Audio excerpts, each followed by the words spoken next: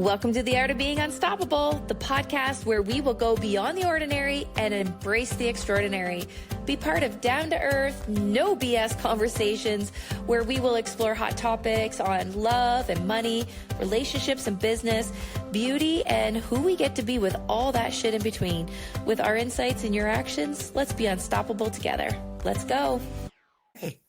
Hi, everyone. Welcome back to The Art of Being Unstoppable. Tina and I have been so busy lately with not just the podcast and really digging deep on some subjects that we want to talk about, but we also have been busy doing our own thing as well. I'm trying to create my business, VM Beautiful, and it's been really interesting. I'm out on my own and I feel like I'm in water by myself, but I'm really not, right? I feel like that sometimes. And I think that that's the entrepreneur feeling anyway, right? Because sometimes we feel, even if we have a team and even if we have people and coaches and friends around us, we still feel like, oh my God, this is all on me, right? Mm-hmm. And someone said to me the other day, I find that a CEO is a CEO that can come in and throw up all their ideas and then walk away and just expect you all to do it. Do you know what I mean? And I laughed when I heard that, because it's like, I want to be involved, even if I don't understand things. I want to be involved in every part of everything, because then at least I know what's happening, but I don't want to have to do things that I'm not interested in, like the back end stuff and doing all of the stuff like that. Like, it just doesn't light me up. Right? Yeah. I think as entrepreneurs, that was $120,000 mistake that I made, not knowing the ins and outs of my business, trusting somebody to outsource what I thought they knew how to do, but nobody knows your business, including you, if you don't start learning the lessons, taking the actions. And that's the most uncomfortable part. You know, I'm reminded of the 4 phases of desire. You know, when you want to do something, the first phase is kind of like an idea. I think I want to grow a business, but it stays there, just an idea. Then the second phase is really like, okay, no, I really want to grow a business. I have no idea what I'm doing, but I'm going to start taking some actions. I'm going to try and figure it out, maybe get some people to help. But the third phase, and this is where most people quit, is the chaos phase, the confusion phase, the things aren't working phase. It's, I believe, the test phase of how bad do you really want this? How bad do you want to grow this business? And in this stage, like, I know I wanted it really bad, but I didn't believe in myself that I was capable. I've never done this before. So what did I do? I just started throwing money at solutions, hoping something would stick, instead of getting clear on what is it that I really want for my business. I had to tune out the noise. And the fourth phase of that desire is really the clarity. When we start giving for the sake of giving, we see that our business isn't separate from our life. Our life and business are one. And I'm even going to say something bold. It's not the strategies or mechanisms of growing your business. Growing your business is actually a conscious awakening. And I don't know if anybody's an entrepreneur that feels this, but your essence, when you're aligned with what you really want to do, you never think about giving up in phase 3, because you can see that it's just part of the process. But if we're not having these conscious conversations, most people are like, forget it. This isn't working. I'm going to throw in the towel. Oh my God. Is that not the truth?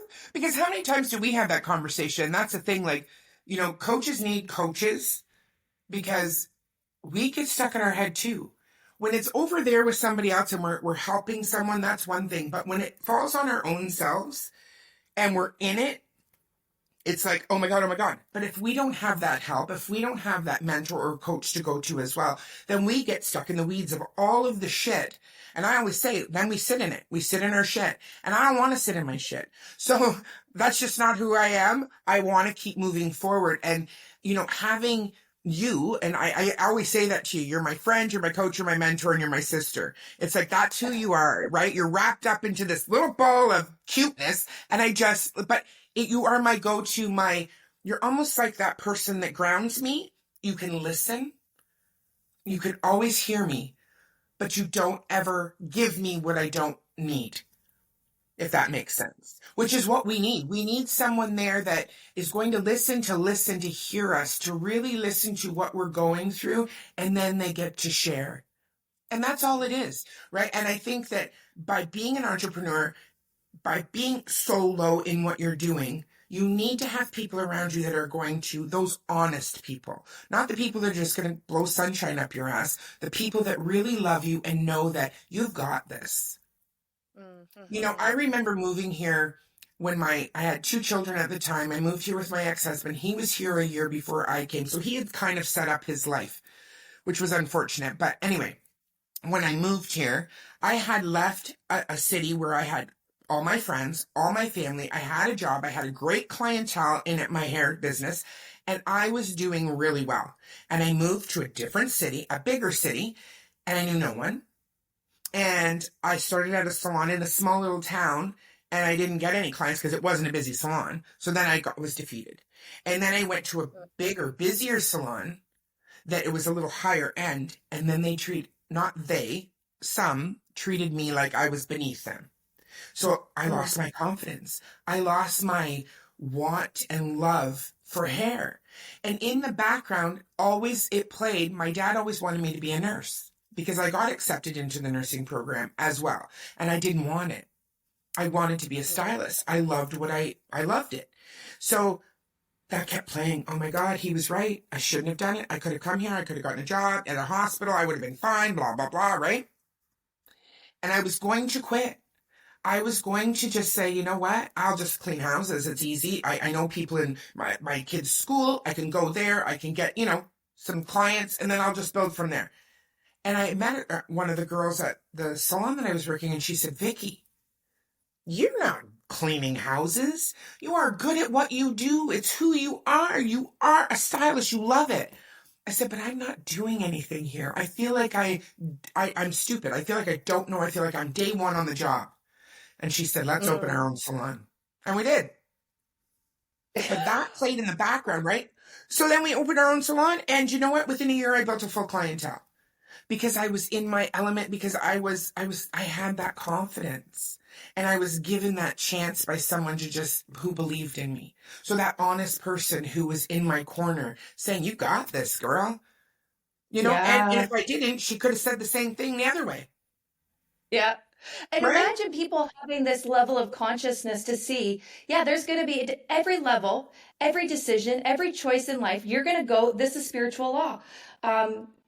You're going to go through these phases. Here you are at the top of, I have this clientele base, I move, now I'm starting at ground one. If somebody would have said, you're going to go through the phases again until you hit where you were before, you're going to go through some trials and tribulations. And instead of being like, I suck, I'm going to quit. Maybe I should have been a nurse. If somebody said, no, it's predictable. You're going to go through this. Just write it out. Just find that loving person that's going to hold space for you to be in that phase and see it as a phase. And then we get excited about phase 3. Now, people sometimes don't know that they're in phase 3. They give up, they quit, they go back, they listen to the voice of, I told you should have been a nurse. But when you are spiritually aligned with that calling, that deeper purpose, you can't fail. You can't go wrong. You can just quit before your time is the fourth level, which is the abundance, what you created, and there are guides that come on our path when we're in stage 3.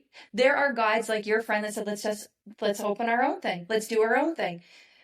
Some people in that stage will not listen, will not take help or recreate or figure things out. They'll be like, oh no, it's not it. It's not right. It's not, we get stuck in all of those beliefs. And, but I wanted to share this because it's something that my spiritual teacher taught me.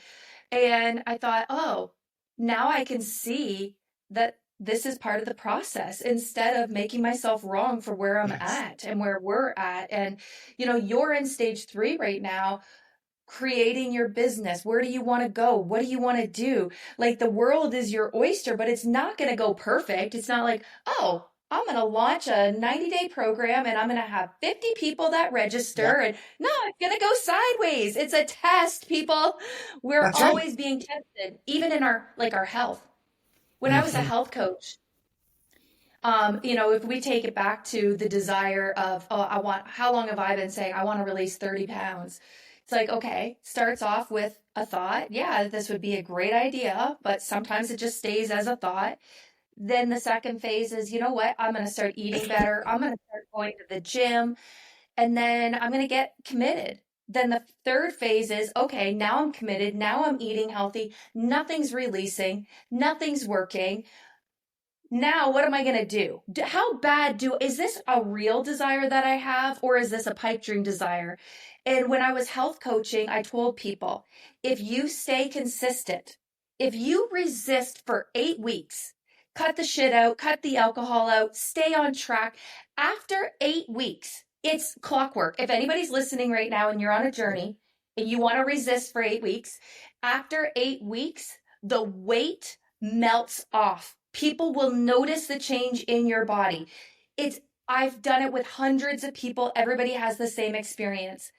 But that 8 weeks of resistance, of sacrifice, of giving up the comforts that we're so used to, that's the hardest part. But as soon as you do that after 8 weeks and you start seeing the results, the weight coming off, it's like, then you're already over the threshold. It's just like business. We're like, hold back, no results. If you can go a year without getting results and still give for the sake of giving, and I just went through this phase, it's so painful, but if you can still show up every day giving without the results, without the financial results, and you keep plugging away and not giving up, you will start seeing the fruits of your labor. Yeah. But when people aren't getting results, they want to run away. They want to hide. Their faith is being tested. Their desire is being tested. And you want it. And if it's something that you really want, you're going to get it because you're wanting it and you're seeing yourself. Don't just want it, but see yourself there. Like, see yourself in it. See yourself as a millionaire, if that's what your choice is. See yourself as a great mom or as a beautiful wife. Whatever your job is that you choose to do, whatever it is, put yourself there and see yourself there. Like, I see myself, what I want to create, I see myself there. And I have said that to you, friend, we're there. I see it. I keep saying I want this podcast. This podcast is it's going to blow up. We're going to get, 1 million listeners. We're going to, because we are going to help people, and we're going to empower people to be able to be whoever they choose to be and become unstoppable in their lives in whatever way they choose to. Yeah. And I see it. And the key, the key too is we are allowed to have big desires. We truly are. There's so much. If we say, I want to get 1 million listeners, 1 million downloads, the thing is, if we don't, are we still going to contribute? Are we still going to show up? And this is a kind of a rhetorical question, but like, if what you want doesn't manifest right away, are you still willing to give without seeing the fruits or everybody that I know that does a podcast will say the same thing. I did it, we had 100 episodes, 1,000 episodes. There was very little traction. And then all of a sudden something triggered and it got, started taking off. It's like, but how many people, and I'm sure there's a stat for this, how many people start podcasts and give up before they do 10 or 100? But that's the key. Stage 4 is when you can give without receiving and be okay with the giving. Mm-hmm. It's almost like, I'm going to give my 100%. I'm going to do everything I got. And then after, it's in the Creator's hands. If it's meant to be, it'll be. But regardless of 1 million or 1, I'm going to show up contributing because I know that this is part of my soul's path to keep giving, to keep sharing, to keep spreading consciousness in the world. Like, if we get there, it happens. But getting there in our mind, it takes something to keep giving. And I know so many times, how many times have we had this conversation where I'm like, oh my God, I'm doing all these Facebook Lives for what? Nobody's listening. Nobody cares. And it's like, but is that true? Nobody's listening. Mm-hmm. Nobody cares. But this is, I feel, the one of the secrets to success in life, but also entrepreneurship, is having blind faith, trusting the process, and really showing up from a giving place, because you know in your heart that that is your soul's purpose, is to give back what we've been given. You know, we've both done thousands of hours of personal development, training, programs, coaching. It's like, why would I hang on to that for me? Why would I not give away what I'm learning Yeah. so that other people can get one, maybe one little nugget, maybe something in this podcast? People are like, oh man, I can see myself in phase 3. I can see myself in phase 2. I can see myself in phase 1. I'm scared shitless.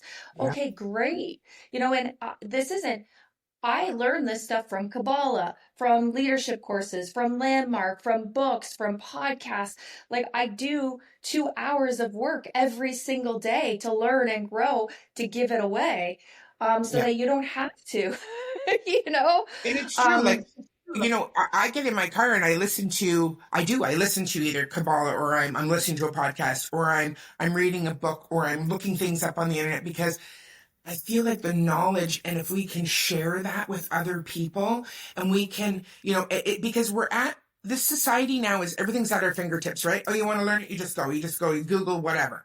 But you know what? When you really hear it and you feel it, right? When you feel it and it resonates with you, it becomes part of you. It's not just something that you've read or something that you've seen. You get to share that, and you get to really, I ended my 90-day challenge yesterday, and when I asked for feedback, right? And I said, and it doesn't have to be just all, oh, you're the best, blah, blah. It doesn't have to be that. I want you to give me your honest feedback.